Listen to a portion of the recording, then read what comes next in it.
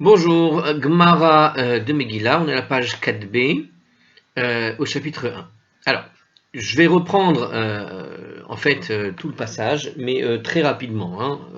Ça va pas être rapide, mais c'est quand même rapide. Alors, le passage de la Mishnah, on est en train d'expliquer le passage de la Mishnah. Donc, celui qui dit la chose suivante, à savoir que quand le 14 Adar tombe vendredi, qu'est-ce qu'on fait? Donc, c'est la veille de Shabbat.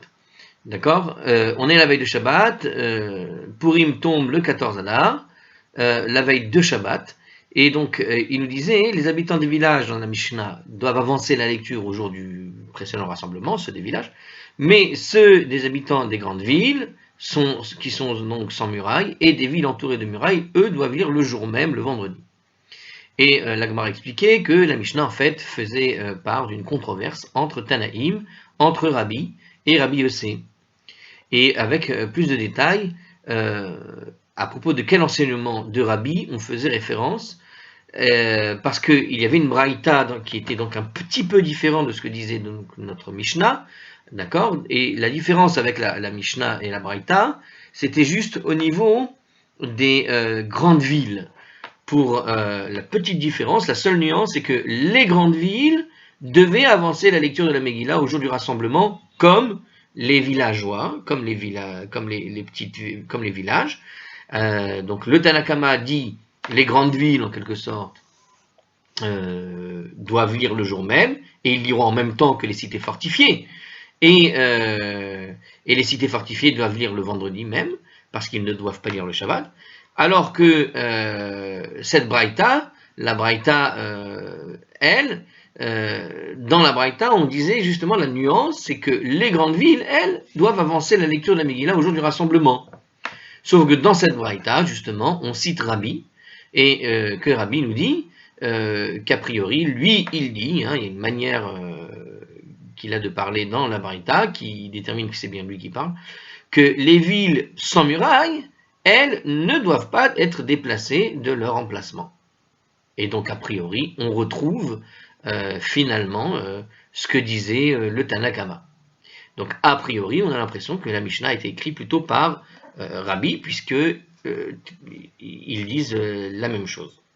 Mais dans la Braïta, on a établi une règle que la grande ville, donc sans muraille, doit être avancée.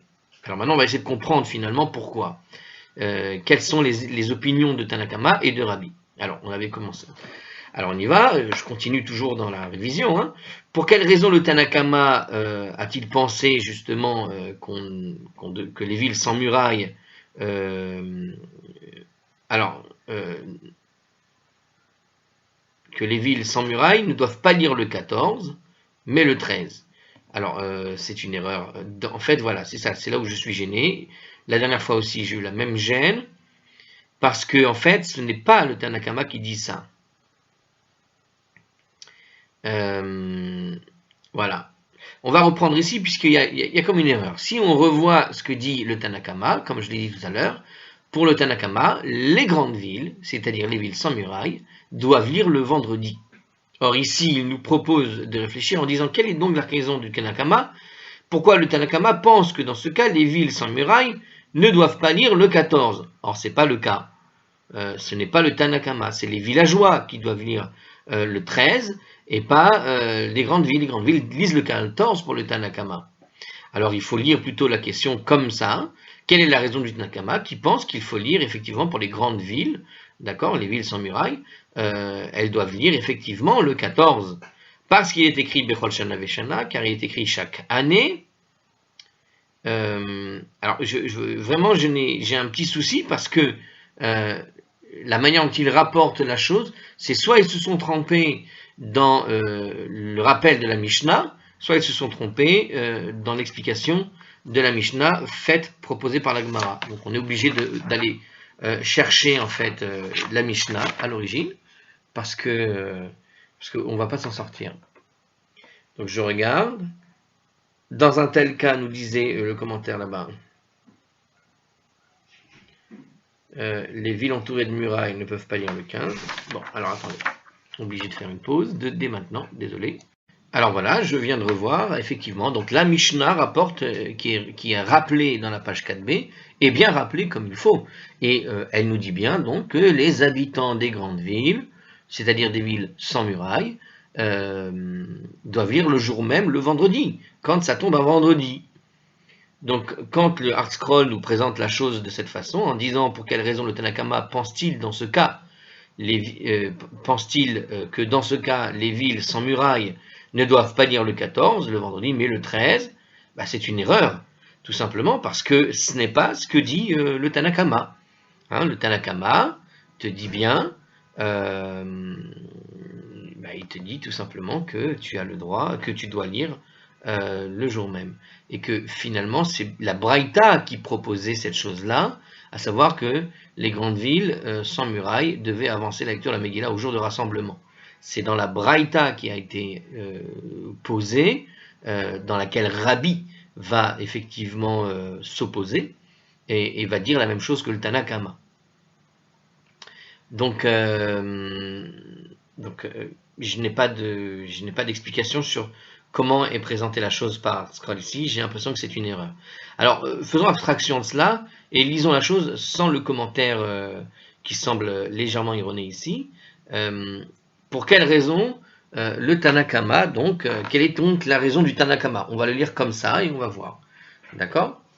Donc, juste, je souligne avec un petit crayon au cas où, comme ça je m'en rappellerai un autre jour. Alors, Bechol Shana, Dirtiv, Bechol Shana Veshana, pourquoi? En tout cas, quelle est la raison pour laquelle, de manière générale, certains pensent, on va le dire comme ça, on va le poser autrement.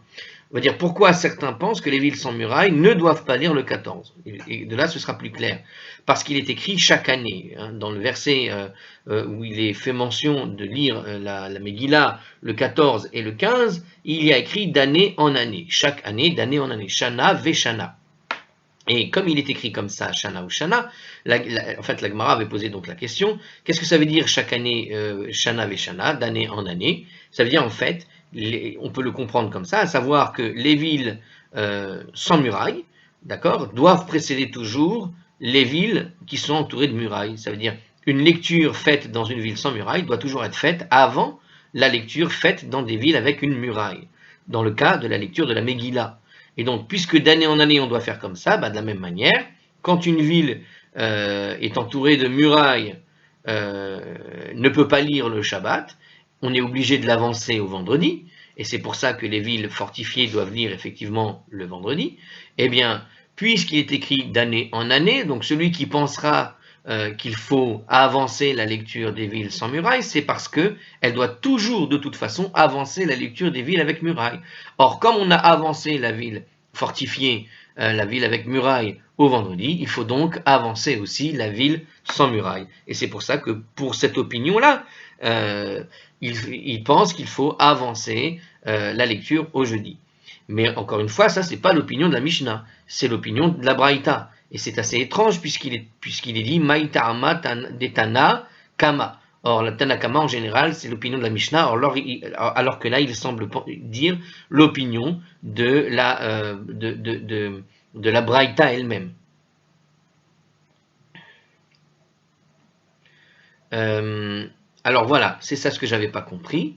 On a en fait, dans cette Braïta, le Tanakama, ici en fait, ça y est, c'est ce que j'avais pas compris. En fait, dans notre Braïta, il y a dans la Braïta elle-même l'opinion de Tanakama et l'opinion de Rabbi. L'opinion de Tanakama, c'est celui qui aura écrit la Braïta, cette fois-ci, et l'opinion de Rabbi, puisqu'elle est dans la Braïta elle-même, c'est son opinion personnelle et qui correspond à celui qui aurait écrit donc la Mishnah. Mais en général, on dit toujours que c'est Tanakama qui écrit la Mishnah. C'est pour ça que j'avais un petit doute. Ok, donc en fait, Tanakama ici correspond en réalité à celui qui a écrit la Braïta, cette fois-ci.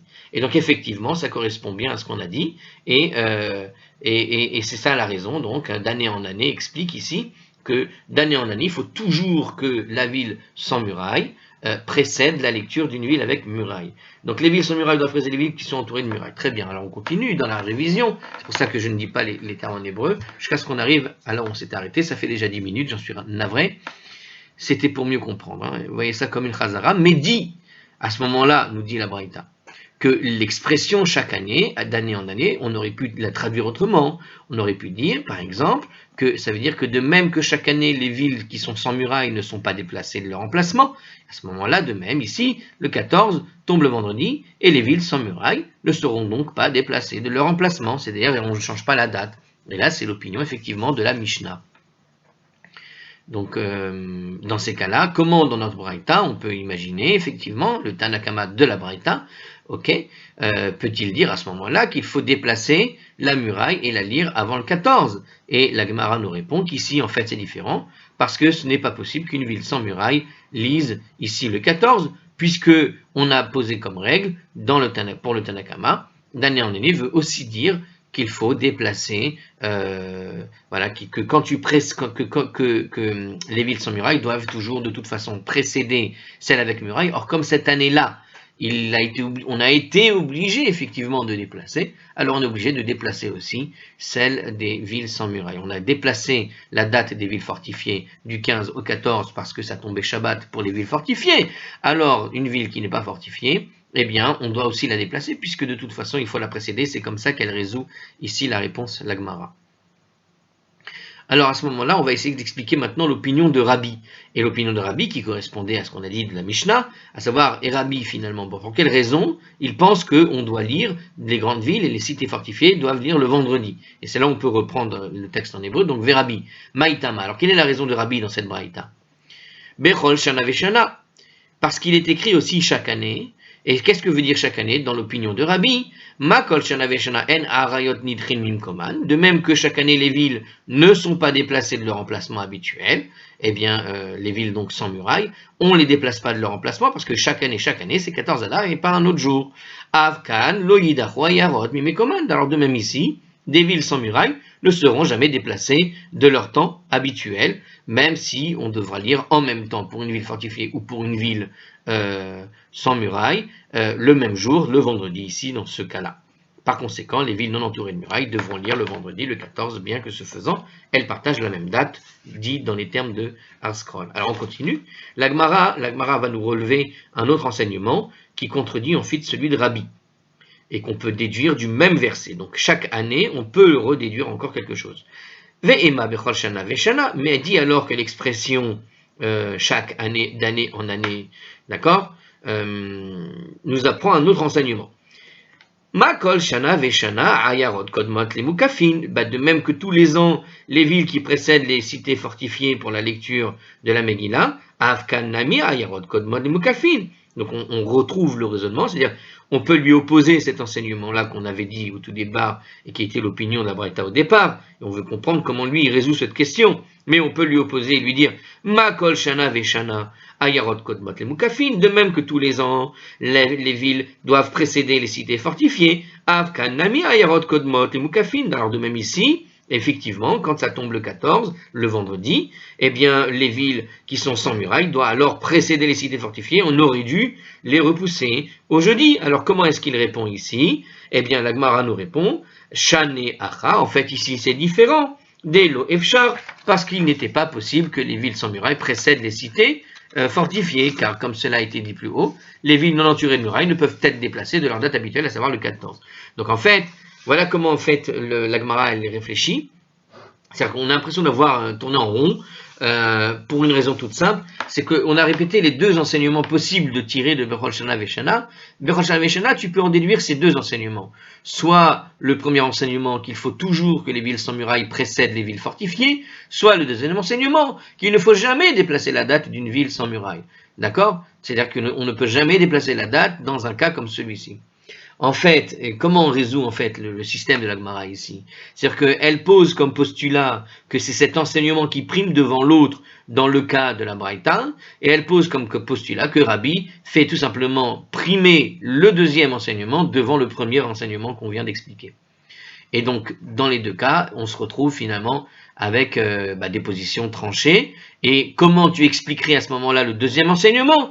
Tout simplement par ce qu'on appellerait l'idée que voilà, le deuxième enseignement ne peut pas être applicable dans le cas de Rabbi, parce qu'il est impossible cette année-ci, c'est tout, puisqu'il existe le premier enseignement, il prime, et puis dans le cas du Tanna Kama, on a dit que le premier enseignement, c'est comme c'est celui-là qui prime, donc le deuxième enseignement ne peut pas permettre de maintenir une date à la date qui était prévue, parce que c'est toujours le premier enseignement qui prime. Je répète, premier enseignement, c'est-à-dire une cité fortifiée, une ville qui est ouverte doit toujours précéder une ville fortifiée, et le deuxième enseignement, c'est-à-dire que la date ne doit pas changer. Bon. Mais parce que c'est appris avec Shana Beshana. Bref. Alors, la Gemara avait... Ok, alors très bien. Alors la Gemara avait affirmé plus haut, donc comme on vient de le rappeler d'ailleurs, que le Tana de la Mishnah aurait dû être soit Rabbi Yossé. Donc on a établi la première partie de cette affirmation, à savoir que c'est probablement Rabbi qui a donné ce que dit donc le Tana de la Mishnah. La Gemara maintenant va essayer de montrer qu'en fait ce Tana aurait pu être Rabbi Yossé. Donc a priori, on a correctement démontré que c'était plutôt Rabbi, qui était le Tana de la Mishnah. Maintenant, on va essayer de voir si cette Mishnah, dans laquelle on affirme bien que la ville ouverte, elle doit être lue en même temps que la ville fortifiée lorsque ça tombe un vendredi, le 14 Adar. Eh bien, on va vérifier maintenant si c'est pas Rabbi Yossé par hasard. Alors, Maï Rabbi Yossé. Et alors, à quel enseignement Rabbi Yossé fait-on référence? Quand on dit que ce Tana est un enseignement de Rabbi Yossé, sur quel enseignement on se base de Rabbi Yossé pour affirmer qu'il s'agissait donc de lui qui aurait écrit notre Mishnah qu'on a cité. Alors, car il a été enseigné justement, donc pareil, c'est qu'il a été enseigné dans une braïta. Donc on a une braïta qui dit la chose suivante: Chaliot be'erev Shabbat, si le 14 Adar tombé la veille de Shabbat, Mukafin ou Kfarim, Magdimin leyom Maknissa, les cités fortifiées et les villages doivent avancer la lecture au jour du rassemblement, donc le jeudi, ok? Ve'a Yarod Gedolot, Korin Bobayom, et là, écoutez bien, les grandes villes non fortifiées, donc, lisent le jour même, donc dans cet enseignement-là, il dit comme, a priori, le Tanna Kama, Ve Rabbi Yossé Omer, mais Rabbi Yossé, lui, il dit, En Mukafin Kodmin la Harayot, les cités qui sont fortifiées ne peuvent précéder les villes qui sont sans murailles, donc il n'est pas possible qu'elles soient déplacées au jeudi, car alors elles précéderaient les villes sans murailles, qui lisent elles vendredi, et la Elou va Elou, Corinne Bobayom, mais plutôt à la fois celle-ci qui est sans muraille et celle-là fortifiée doivent lire le jour même. Donc cet enseignement de Rabbi Yossi correspond à la règle qui est énoncée par la Mishnah, il est donc possible que le Tana de la Mishnah soit aussi en fait Rabbi Yossi.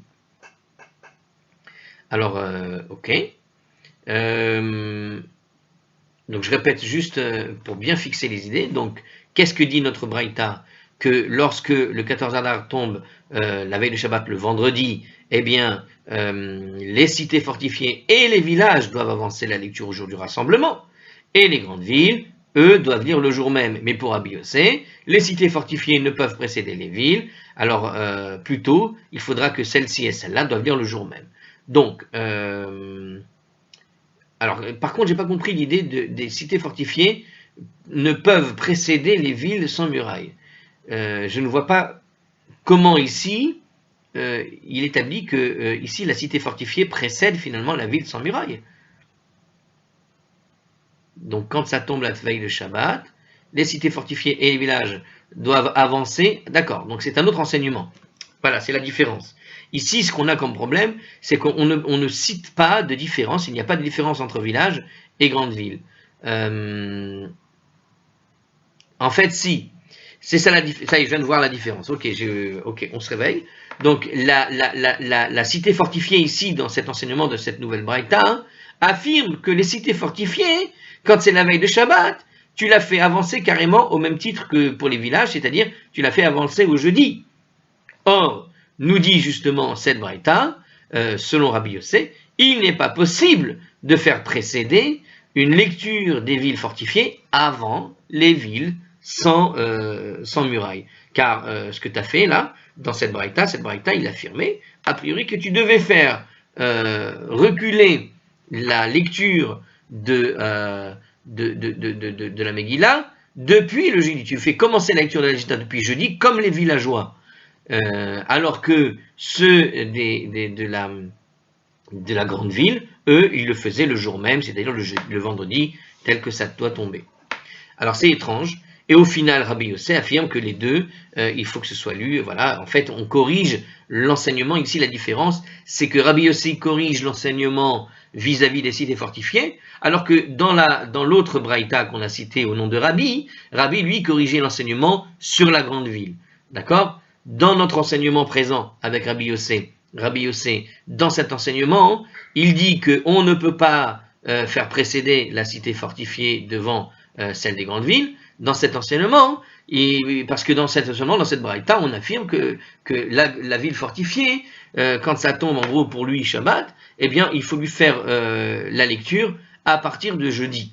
D'accord? Alors que dans notre autre Mishnah, on s'était focalisé uniquement sur les grandes villes, et on avait affirmé effectivement là-bas, dans la braïta, dans la deuxième braïta, dans la braïta citée au nom de Rabbi, où Rabbi est cité, eh bien, dans cette braïta-là, on y avait affirmé effectivement que ça tombait le vendredi. Je suis en train de m'embrouiller, les amis. On va passer à la suite. En tout cas, vous avez compris cette dernière braïta de Rabbi Yossé. C'est au niveau, on se concentre sur les cités fortifiées. Bien. Alors, donc la cité fortifiée pour Rabbi Yossi, on ne peut pas la faire précéder. On ne peut pas la faire avant la lecture d'une ville ouverte. Très bien. Ok. Alors la Gemara explique la première opinion exposée dans la Braïta. Alors justement, dans cette Braïta, et c'est ça le Tanakama, le Tanakama, donc c'est celui qui parle dans la Braïta. Voilà. Alors justement, il a enseigné là-bas, dans cette Braïta, Maïtarma et Tanakama. Donc le Tanakama, il a enseigné dans notre nouvelle Braïta, où on cite Rabbi Yossi, que les cités qui sont fortifiées doivent lire le jeudi, ok, sans muraille, et les villes sans muraille, le vendredi. Mais dirtiv, alors pourquoi? Eh ben, en fait, c'est les mêmes raisons. Parce que c'est écrit Bechol Shana Veshana, chaque année. Or, qu'est-ce que veut dire Shana Veshana? Pourquoi Ma Kol Shana Veshana? Ayarod Be'arba Asar. Donc, de même que chaque année, les villes qui sont sans muraille doivent lire la Megillah le 14 Adar, Uzmano Shelze, Lozmano Shelze, et en outre, le temps de celui-ci, les cités fortifiées, est différent du temps de celui-là. Les villes qui sont sans muraille, ça veut dire que les villes fortifiées, et celles qui ne sont pas fortifiées, lisent la Megillah à deux dates différentes. Ah, vous voyez, regardez la réflexion. Afkan, Ayarod, Be'arba Asar. Alors, de même ici, quand le 14 tombe le vendredi, les villes qui sont sans muraille doivent lire le 14. D'accord? Parce qu'on ne peut pas changer leur date. Mais Uzmano Shelze Velozmano Shelze, mais le temps de celui-ci, les cités fortifiées, puisque on est obligé de les décaler à cause de Shabbat et que c'est devenu le 14 Adar pour eux, doit être différent du temps de celui-là. Or, comme le temps des villes fortifiées ne peut pas être le même que les villes non fortifiées, théoriquement, alors pour tenir cette deuxième règle, on a donc déplacé celle des cités fortifiées, puisque celle des cités fortifiées, de toute façon, ce ne sera pas sa date, donc celle-là, on peut la déplacer, puisqu'elle a déjà été déplacée à cause du Shabbat. Donc pour tenir compte des deux règles à la fois, de la règle qui consiste à dire qu'on ne peut pas bouger les dates, or il s'avère que la ville ouverte, elle, sa date, elle tombe le 14 à date, et c'est un vendredi, il n'y a pas de raison de la déplacer. Or la cité fortifiée tombe un vendredi, mais le vendredi, en réalité, elle n'aurait pas pu tomber, parce que c'est pas sa vraie date. La date, c'est le 15 Adar. Or, puisqu'on a déjà déplacé sa date, autant la déplacer encore une fois. Pourquoi? Parce qu'il faut exiger s'astreindre à une deuxième règle qui est de ne pas donner la même date aux deux villes, tout simplement, aux deux types de villes. Donc, pour tenir compte de ces deux règles, les cités fortifiées doivent être déplacées au jeudi pour ne pas lire le même jour que les villes sans muraille qui vont conserver, elles, leur date de la lecture habituelle du 14 le vendredi. La Gemara note qu'un autre enseignement qui contredit celui du Tanakama pourrait être déduit du même verset. Donc en réalité, la Gemara va nous faire maintenant le raisonnement de Rabbi Yossi en quelque sorte. Alors pas encore, c'est pas le raisonnement de Rabbi Yossi, mais on pourrait effectivement contredire la chose. Regardez, on peut dire, donc comme tout à l'heure, vraiment c'est le même type de raisonnement. Ve'ema bechol shana veshana, mais dit plutôt que l'expression donc shana veshana, d'année en année vient nous apprendre l'enseignement suivant, à savoir que ma kol shana veshana en mukfin mukdin arayot, de même que chaque année les cités fortifiées ne précèdent pas les villes qui sont sans murailles, d'accord? Donc c'est vraiment comme tout à l'heure. En général, les villes sans murailles doivent lire le 14 Adar, et les cités fortifiées doivent lire le 15, nous disait le commentateur.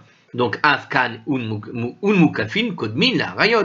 Alors, ici aussi, les cités fortifiées ne doivent pas précéder les villes qui sont sans murailles.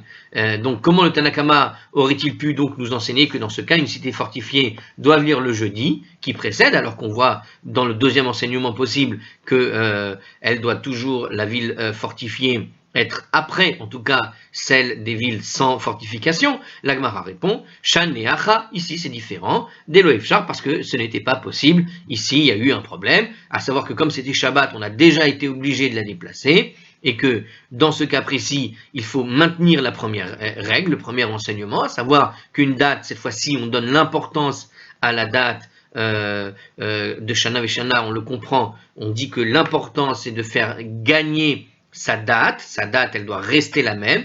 Donc quand les villes sans murailles tombent effectivement le 14 Adar, il y a un cas de force majeure pour les villes avec fortification qui ne sont de toute façon pas à leur date, et donc on retombe un peu sur nos pas de cette manière-là, car ici c'était pas possible d'appliquer la deuxième règle tout simplement. Sinon oui, on aurait dû l'appliquer, mais là comme c'est pas possible, voilà, on pouvait pas éviter que les cités fortifiées précèdent les villes à cause du respect de la première règle. Du coup, on a été obligé de la déplacer au jeudi. Alors la Gemara va expliquer maintenant l'opinion de Rabbi Yossi, et on va dire un peu la même chose, mais à l'envers, évidemment. Pour quelle raison Rabbi Yossi maintenant, lui, il pense que quand les cités qui sont fortifiées ne peuvent pas lire le 15, parce que c'est Shabbat, elles doivent alors lire en même temps que les villes sans murailles le 14. Alors pourquoi il dit, lui, qu'il faut les faire en même temps? Parce que pareil, Bechol Shana Veshana, il comprend l'expression Bechol Shana Veshana, d'année en année, qui nous apprend quoi? Ma kol shana veshana, en mukafin kodmin arayot. De même que quand il y a écrit d'année en année, chaque année, les cités fortifiées ne peuvent pas précéder les villes qui sont sans murailles pour la lecture de la Megillah. Donc c'est cet enseignement qui prime pour lui. Afkan, en mukafin kodmin arayot. De même ici, les cités fortifiées ne doivent pas précéder les villes qui sont sans murailles. Et donc, quand tu vas effectivement établir que les villes sans murailles tombent, que le 14 Adar, qui est le jour où les villes sans murailles doivent lire leur Megillah, et on ne peut pas déplacer leur date, puisque d'année en année, c'est ça ce que ça veut dire, eh bien, dans ce cas précis, puisqu'on ne peut pas, donc en fait c'est sa date normale, mais puisqu'on ne peut pas déplacer, comment dire, on ne peut pas faire en sorte que la ville sans muraille, la ville fortifiée précède la lecture des villes sans muraille. Du coup, on est obligé de la maintenir à cette date-là, et on les lira, voilà, de force majeure, ensemble. Les deux villes liront ensemble le 14 Adar. La Gemara, alors, elle nous fait le même raisonnement à l'envers. Elle va dire, oui, mais on aurait très bien pu dire à Rabbi Yossé, la chose suivante, Ve'ema bechol shana veshana, dit plutôt que cette expression d'année en année vient nous apprendre la chose suivante, Ma kol shana veshana zemano shelze velo zemano shelze, dit que de même que chaque année, le temps de celui-ci, les cités fortifiées, et doit toujours être différent du temps de celui-là, puisque on a deux dates différentes dans la Megillah, qui fait que d'année en année veut dire qu'il faut toujours que ces deux dates soient différentes. Et donc c'est ça l'autre enseignement qu'il faut bien tirer. Avkan zemano shelze velo shmano senze. Alors de même ici, quand le 14 tombe le vendredi, le temps réel donc de celui-ci, des cités fortifiées, doit être à ce moment-là différent du temps de celui-là. Il doit être différent des cités qui sont sans murailles. Alors comment tu fais? Alors la Gemara explique le point de vue de Rabbi Yossé en lui disant, Rabbi Yossé t'aurait dit, là c'est différent, en fait, Shané Acha, d'Eloïfchar, parce que cette année-là, c'était pas possible de respecter cette règle-là stricte, et on doit quand même respecter la règle qui te dit que la cité, donc l'important, ce sont les cités fortifiées qui ne doivent jamais précéder finalement la lecture des cités non fortifiées, et donc cette année-là c'est différent, on est obligé de les mettre ensemble. Voilà, il n'y a pas de choix. C'est ça la réponse. Alors, Alors, je vous lis juste la conclusion sur ce dernier passage. Puisque, comme cela a été indiqué en haut, les cités fortifiées ne peuvent pas précéder les villes sans murailles, et que par ailleurs les villes sans murailles ne peuvent pas être déplacées du 14, il ne reste d'autre solution au fond que de faire partager la même date aux cités fortifiées et aux villes sans murailles, à savoir le 14. Donc, voilà. Donc Rabbi Yossé, en fait, privilégie le second enseignement, car il estime que le statut des cités fortifiées prime sur celui des villes sans murailles. Donc voilà, on a en fait deux enseignements, celui de Rabbi Yossé. On a l'enseignement que peut nous donner le mot Shana Veshana, et on a en fait deux enseignements qui sont en réalité quatre, dans la manière dont tu vas poser les mots, et chacun de ces enseignements, Rabbi Yossé comme Rabbi, donne une primauté à l'enseignement, mais dans tous les cas, du coup, ça ne permet pas de déterminer finalement qui a écrit notre Mishnah.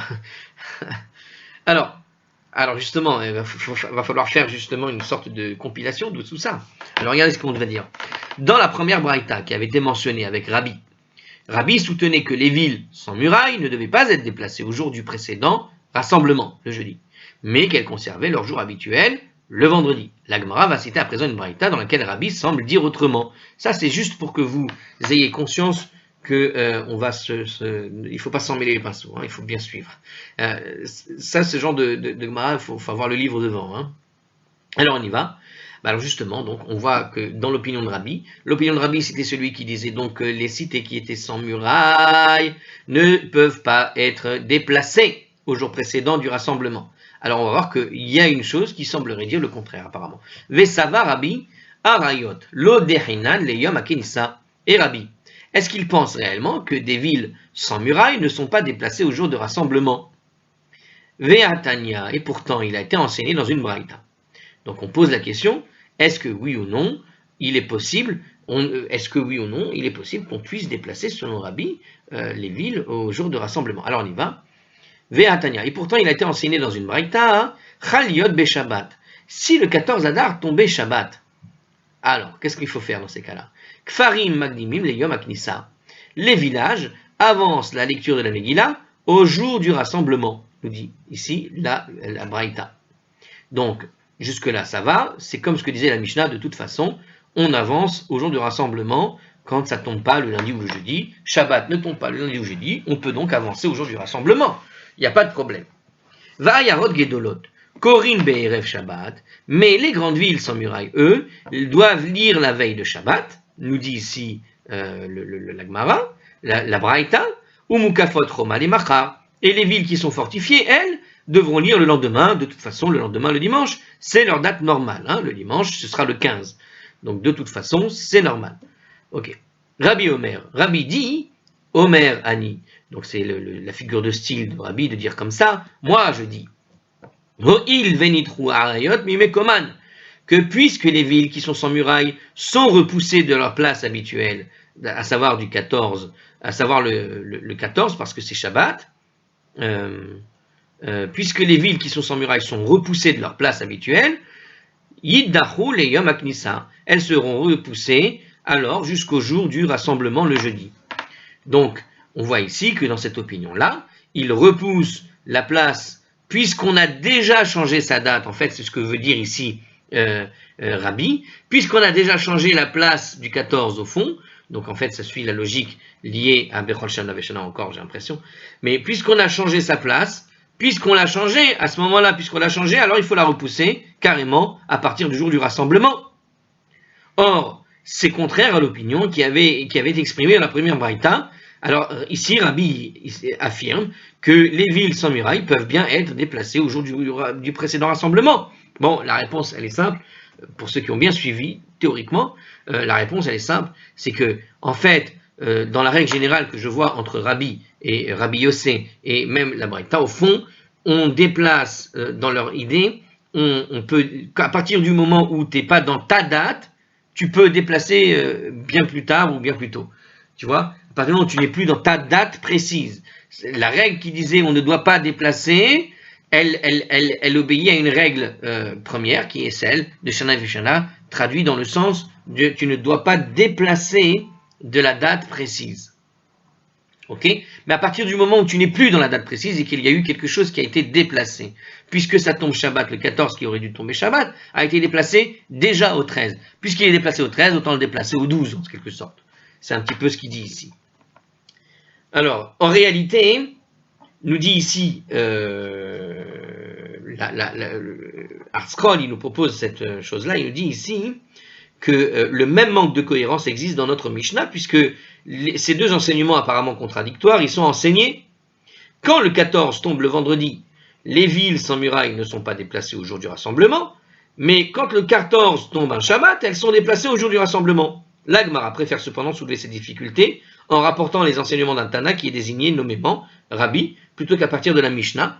Alors c'est un bel commentaire. En fait, on avait déjà vu ce problème, apparemment, dans la Mishnah elle-même, tu vois cette incohérence, et c'est seulement au nom des Braithot qu'on a révélés avec les opinions de Rabbi et de Rabbi Yossé, qu'on a véritablement soulevé ce lièvre. Mais sinon, on ne l'aurait pas soulevé. Voilà. Mais apparemment, on avait le même problème dans la Mishnah elle-même. Alors, la réponse est probablement celle que je viens de vous dire, parce que ça semble logique, mais peut-être c'est pas là. Alors, l'Agmara montre en quoi ces deux cas sont différents. En tout cas, alors on y va, ça doit être ça normalement. Alors, ces deux braïtot sont-elles vraiment comparables? Nous dit l'Agmara. Achi hashta, mais en est-il ainsi? Hatam zemanam Shabbat hi, mais là-bas, le temps des villes sans murailles, le 14 devait tomber Shabbat. Veo il, dedinchu, yidachu. Et puisque les villes, de toute façon, sans murailles, ont été déplacées de leur date, alors on continue à les déplacer, elles seront alors déplacées jusqu'au jour de rassemblement. Veacha zemanam erev Shabbat. Mais ici, le temps de la lecture, quand ça tombait vendredi, c'était la veille de Shabbat. Donc le vendredi, c'était le 14 Adar, le vendredi. Et donc par conséquent, pourquoi est-ce qu'on va la déplacer? Voilà. Donc c'est ce qu'on avait, c'était logique. Bien. Eh bien, très bien, on continue. L'Agmara tente maintenant d'identifier la source d'un enseignement qui a été énoncé par les Amoris. Ben voilà, on a répondu à la question sur cette dernière chose. A priori, on a répondu, j'ai l'impression. Hein? Non? Non, pas encore. Alors on y va. L'Agmara tente d'identifier la source d'un enseignement qui a été énoncé par les Amoraïm. Il y a une opinion qui dit la chose suivante. Hein? Keman Azla Hade Amar Rabbi Chelbo Amar Avuna. Quelle opinion suit l'enseignement suivant qui est formulé par Rabbi Chelbo au nom de Rav Huna? Alors voici l'enseignement de Rabbi Chelbo au nom de Rav Huna. Purim Shechaliot Beshabbat. Si Purim, le 14, tombait le Shabbat. Hakol Nitrin le Yom Aknissa. Toutes les agglomérations sont déplacées au jour du rassemblement le jeudi. Donc aussi bien les fortifiés que pas fortifiés, que les villages, que les villes ouvertes, tout. Avant d'en donner la source, la Gemara va d'abord expliquer cet enseignement. Donc on a un enseignement nouveau ici qui nous dit que quand Purim, le 14 Adar, tombe Shabbat, tout est déplacé au jeudi. Hakol Nitrin Salka Dartar. Penses-tu vraiment que toutes les agglomérations soient déplacées au jour du rassemblement quand ça tombe, quand Purim tombe effectivement, quand le 14 tombe à Shabbat? Mais donc il est surpris, moi aussi. Hein, on est tous surpris ici, puisqu'on a déjà vu les cas où, quand ça tombe le 14, on lisait le dimanche pour les villes fortifiées. Vera, ikamukafin de avdele machar. Mais les cités fortifiées qui lisent le lendemain, le dimanche 15 Adar, ils le lisent bien le lendemain. Donc c'est pas logique ce que tu me racontes là, dis donc. Donc ceux qui font Purim le dimanche, eux, n'est pas donc c'est pas toutes les agglomérations. Celles des cités fortifiées n'ont pas bougé de leur place. Et là, alors la Gemara a été mal rapportée ici. Il te dit en fait c'est pas comme ça qu'il voulait dire. Et en fait voici ce qu'il voulait dire. Et là, Kol Hanidre, toute agglomération de manière générale qui doit être déplacée. Donc en l'occurrence ici c'est le cas des villes sans murailles, Yidre les Yom Aknissa seront déplacés au jour du rassemblement le jeudi. En fait, il nous dit en gros, quand il y a un déplacement au jour de Purim, en particulier, elle doit être déplacée, on les déplace pour les faire venir à un des jours de rassemblement. Alors maintenant, on va donner la source donc de l'enseignement de Rav Huna. Alors d'où il tient ça hein? Ici, Rabbi Chelbo Amar Rav Huna, donc c'est Rabbi Chelbo qui a rapporté cet enseignement au nom de Rav Huna. Alors d'où on tient cet enseignement de Rav Huna? Keman, l'opinion de quel Tana en fait Rav Huna a-t-il suivi? Eh bien, Kerabi, il s'est accordé avec l'opinion en réalité de Rabbi, telle qu'on l'a rapporté ci-dessus, et c'est pour ça que ça paraissait logique quand on a ça en tête.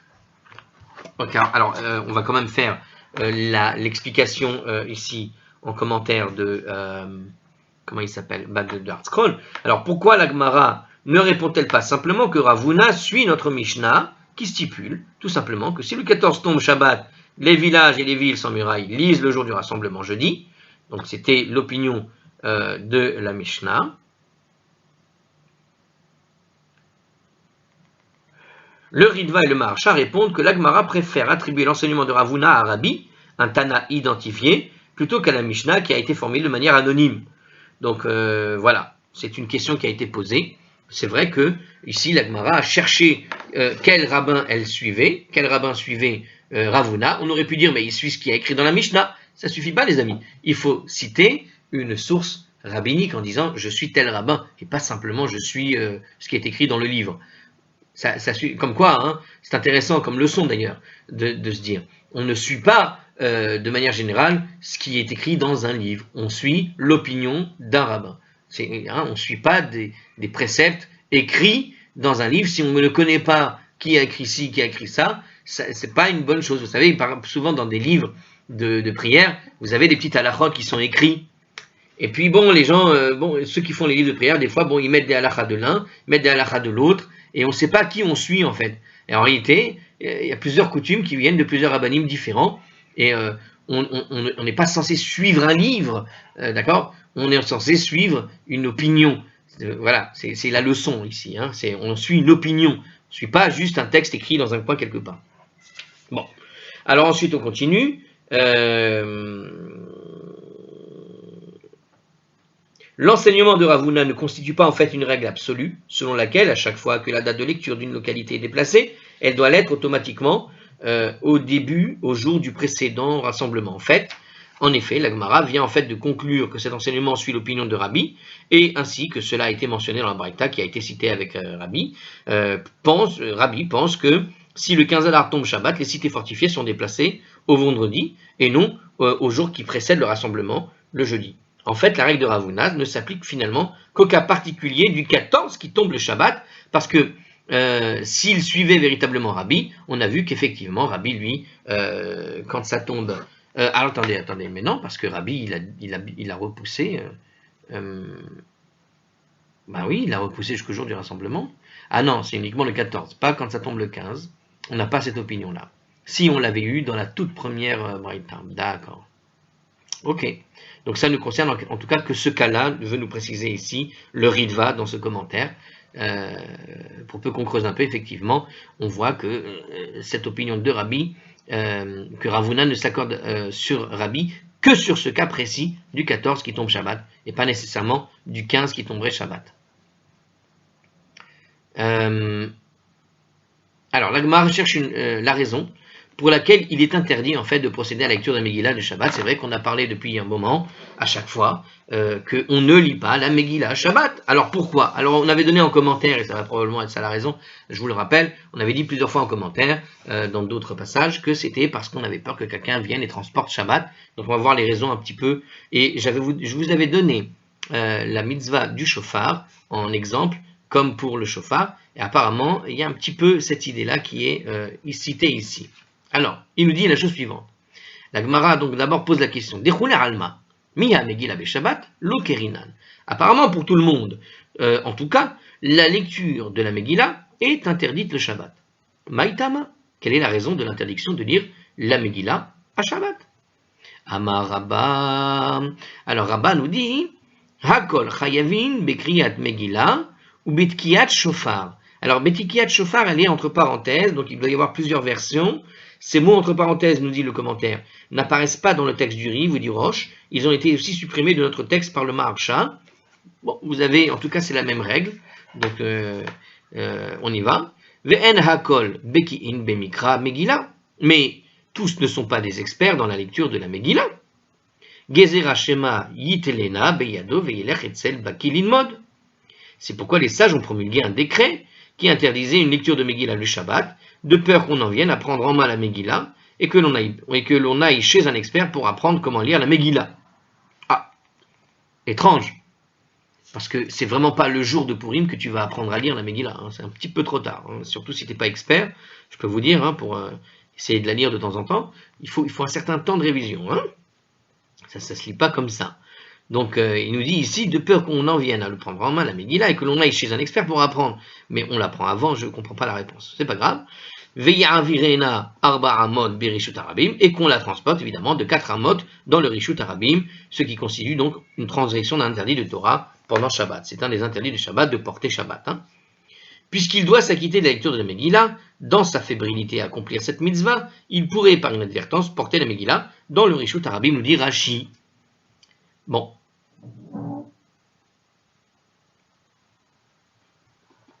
Le rishut arabim, petite explication de ce que c'est ce qu'on appelle le domaine public. Halachiquement, il est défini comme étant le lieu qui n'est pas recouvert, servant habituellement de lieu public, une rue, une route, etc., d'au moins 16 amotes de large et ouvert à ses deux extrémités. Donc, l'idée d'une grande route. Selon certains, il doit être utilisé par au moins 600 000 personnes. Déplacer un objet pendant Shabbat sur une distance de 4 amotes dans le rishut arabim est une interdiction d'ordre biblique. Tosfot demande pourquoi la Gemara ne dit pas que les sages craignaient que l'on transporte la Megillah de sa maison, le rishut hayachid, dans un domaine privé vers un rishut arabim, en ce qui constitue aussi une interdiction d'ordre biblique. Pourquoi on n'a pas cité cette interdiction-là particulière? Tosfot répond qu'il est moins probable que les gens commettent l'erreur de porter d'un rishut hayachid à un rishut arabim que de porter d'une distance de 4 amot dans le rishut arabim. La séparation entre le rishut hayachid et le rishut arabim est généralement bien marquée, tout simplement. Ok. Rashi, tel qu'il est exprimé par le Maharatz Chayot, répond qu'en disant que la crainte des sages portait sur le risque de déplacer la Megillah dans un rishut arabim, la Gemara nous apprend que même si quelqu'un campe dans un champ ouvert et qu'il a une Megillah dans un tel cas, il n'y a pas de risque de porter d'un rishut hayachid à un rishut arabim. Les sages y ont interdit la lecture quand même, de peur qu'on ne la porte sur une distance de 4 amot dans le rishut arabim. Ça veut dire, imaginez un lieu public, avec une chaise posée comme ça, fixe, et là-bas, il y a aussi une Megillah fixe posée sur cette chaise, et les gens peuvent venir la lire publiquement. On a peur qu'il marche 4 amot dessus, 2 mètres à peu près, et puis c'est trop tard. Il aura fait la Avera. Alors, la Gemara remarque. La